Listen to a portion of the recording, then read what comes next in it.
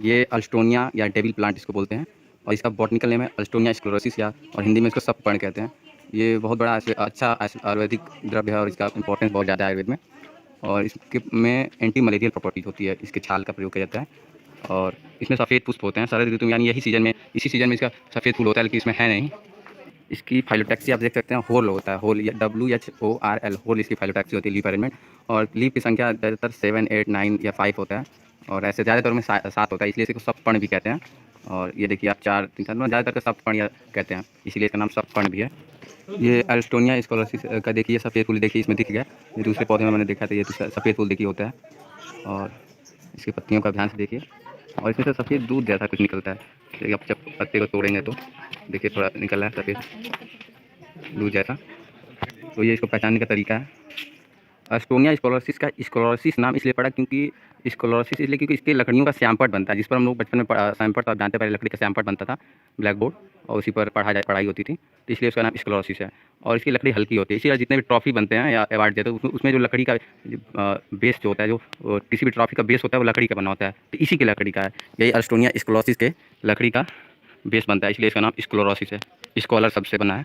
और इसका तना जो होता है, इसकी छाल जो होती है वो छाल थोड़ा देखिए सॉफ्ट पाउडर टाइप का बन जाता है इसे मसलने पर।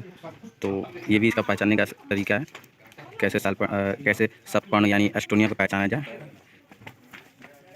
ये पाउडर बन जाता है इसे मसलने पर। अब आते हैं इसके आयुर्वेदिक प्रयोग और कर्म पर।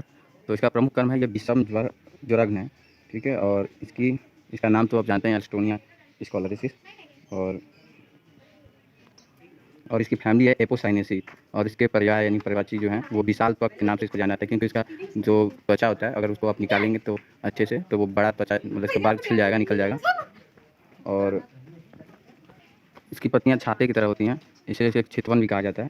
और सारद बोला गया क्योंकि इसमें शरद ऋतु में इसमें पुष्प होते हैं, इसीलिए इसे सारद भी बोला गया।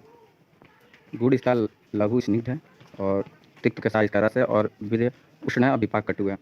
वात का फर है, पुष्ट है, जंतुघ्न है, मतलब कि अगर पेट में कीड़े पड़ते हैं इसका प्रयोग किया जाता है। और दीपन गुलमर श्वास विषम ज्वर हर इसकी जो मेन प्रॉपर्टीज है। और एंटी मलेरियल इसमें गुड़ पाया गया है और इससे बहुत सारे रिसर्च किए गए हैं। इसका निर्यास में प्रयोग किया जाता है, माफ़ करिए, इसका निर्यास नहीं, इसका त्वक ज़्यादा प्रयोग किया जाता है, त्वक और इसका कुछ त्वक प्रयोग किया जाता है, त्वक छाल इसका।